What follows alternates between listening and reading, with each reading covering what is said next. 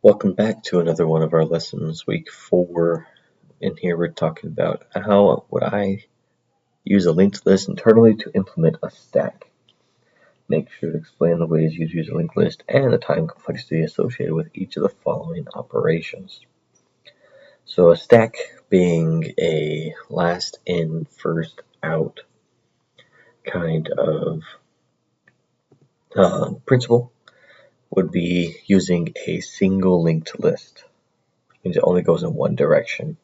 And so we'd put things in at the head and take things back out at the head.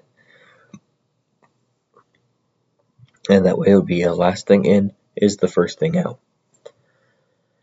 For push, would be insert a new node at the head. For pop, we'd be removing that node from the head. The get the top would be the getting a value at the head, but not getting rid of it. And then is empty would be, you'd be checking to see if it's null. Those would all be big O of 1 for the time complexity, which means that they would be really quick.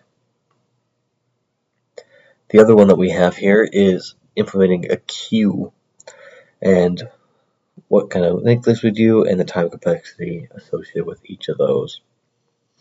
So a queue would be the first in, first out principle. That means you want the head and the tail pointers to be able to keep track and be quicker going everything together. So we've got here the NQ, which would be putting something in at the tail. DQ, we move something from the head because the head would be the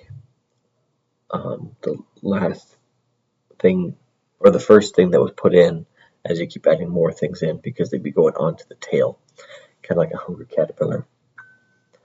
Size would be a counter that you can keep track of how big the list is, what's in the list. Is empty, checking to see if there is no head. These would kind of be big O to 1, especially if we're using that size to be for that counter to be able to keep track of how many is in there. And it'd be big O of N, or big O of everything that's in the list if you don't have a counter, because you have to go through every single set of that list or that queue. And that would be it. That's all I've got for today. Thank you for logging in.